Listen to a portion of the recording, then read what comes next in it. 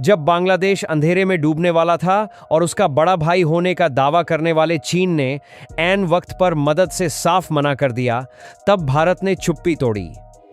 अरावली के पहाड़ों से नहीं, बल्कि असम की रिफाइनरी से एक ऐसी पाइपलाइन खुली जिसने रातों रात 5,000 टन डीजल सरहद के पार पहुंचा दिया।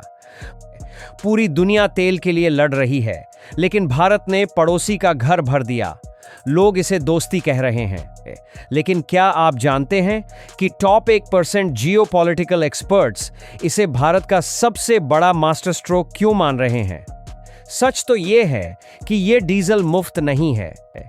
चीन के पीछे हटते ही भारत ने हाथ तो बढ़ाया, लेकिन इस मदद की एक ऐसी कीमत वसूली जा रही है जो बांग्लादेश को हमेशा के लिए भारत की मुट्ठी में कर सकती है। वो कीमत क्या है? चलिए इस इंडिया बांग्लादेश फ्रेंडशिप पाइपलाइन के पीछे का असली खेल समझते हैं। सबसे पहले यह समझना जरूरी है कि बांग्लादेश आखिर इस हालत में पहुंचा कैसे। देखिए, ईरान, इजराइल, अमेरिका के बीच जो तनाव चल रहा है, उसने दुनिया की एनर्जी सप्लाई चेन की कमर तोड़ दी है। स्ट्रेट ऑफ हॉर्मुज, जहां से दुनिया का 20% तेल गुजरता है, वो एक वॉर जोन बन चुका है। अब इसका सबसे बुरा असर उन देशों पर पड़ रहा है जो तेल के लिए दूसरों पर निर्भर हैं, और इस लिस्ट में बांग्लादेश का नाम सबसे ऊपर है। आप जानकर हैरान रह जाएंगे कि बांग्लादेश अपनी ऊर्जा जरूरतों का 95% हिस्सा आयात यानी इंपोर्ट करता है। जब सप्लाई रुकी तो देश में हाहाकार मच गया। राजधानी ढाका में पेट्रोल पंपों पर मीलों लंबी लाइनें लग गईं। सरकार को मजबूरन देश की सभी यूनिवर्सिटीज बंद करनी पड़ी। हालात इतने खराब हो गए कि मोटरसाइकिल के लिए सिर्फ 2 लीटर पेट्रोल का कोटा तय कर दिया गया। गैस की कमी से देश के 5 में से 4 बड़े खाद कारखाने बंद हो गए, जिससे खेती पर भी संकट मंडराने लगा। बांग्लादेश के पास सिर्फ 2 हफ्तों का डीजल और पेट्रोल बचा था, मतलब पूरा देश ठप होने की कगार पर था। ऐसे मुश्किल वक्त में हर किसी की नज़र चीन पर थी। पिछले कुछ सालों में बांग्लादेश ने चीन के साथ अपनी नज़दीकियां काफ़ी बढ़ाई थीं। चीन ने वहां अरबों डॉलर के प्रोजेक्ट्स में निवेश किया था। बांग्लादेश को उम्मीद थी कि उनका हर मौसम का दोस्त चीन इस संकट में मदद ज़रूर करेगा, लेकिन हुआ ठीक इसका उलटा। रिपोर्ट्स के मुताबिक चीन ने मदद के बदले ऐसी शर्तें रखीं जिन्हें मानना बांग्लादेश के लिए नामुमकिन था, या फिर उसने मदद करने में कोई खास दिलचस्पी ही नहीं दिखाई।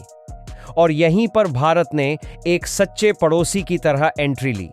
जब बांग्लादेश चारों तरफ से नाउम्मीद हो चुका था, तब भारत के प्रधानमंत्री कार्यालय से एक फोन ढाका गया। भारत ने न सिर्फ मदद का भरोसा दिया, बल्कि एक्शन भी लिया। असम की नुमालीगढ़ रिफाइनरी से सीधे बांग्लादेश तक जाने वाली इंडिया बांग्लादेश फ्रेंडशिप पाइपलाइन को चालू कर दिया गया, और देखते ही देखते 5,000 मीट्रिक टन डीजल की पहली खेप बांग्लादेश पहुंच गई, जो वहां की तत्काल जरूरतों को पूरा करने के लिए काफी थी। अब यहां पर भारतीय नजरिए को समझना बहुत जरूरी है। बहुत से लोग कह सकते हैं कि जब हमारे देश में ही पेट्रोल डीजल इतना महंगा है, तो हम बांग्लादेश को क्यों दें? लेकिन यह सोच पूरी तस्वीर का सिर्फ एक छोटा सा हिस्सा है। सरकार के लिए यह फैसला सिर्फ दोस्ती या दरियादिली का नहीं, बल्कि देश की सुरक्षा और भविष्य की रणनीति का सवाल है। सोचिए, भारत 3 तरफ से दुश्मनों से घिरा है। एक तरफ पाकिस्तान है, दूसरी तरफ चीन। ऐसे में अगर हमारा एक और पड़ोसी बांग्लादेश अनस्टेबल हो जाता है, या यूं कहें कि चीन की गोद में जाकर बैठ जाता है, तो भारत के लिए यह एक बहुत बड़ा सुरक्षा का खतरा बन जाएगा।